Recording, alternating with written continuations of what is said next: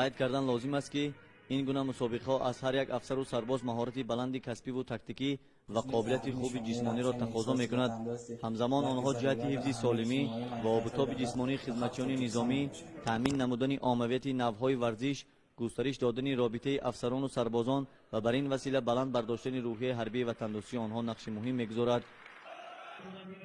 طبق اطلاع مسئولین کلوب مرکزی ورزش ارتش وزارت مدافع، خواهشمندان این نوع ورزش در بین هیئت شخصی قسم واحدهای حربی وزارت مدافع و دیگر ساختار و مقامات دخلدار سال از سال بیشتر گردیده در نتیجه تشکیل مسابقه ورزشی چهره‌های نو با مهارت معرفی کرده می‌شوند. همین ضمن جنبش مسابقه ورزشی به اشتراکچیان آن از جانب مسئولین مدال و افتخارنامه و دیگر تحفه‌های خاطره‌ای تقدیم کرده شد.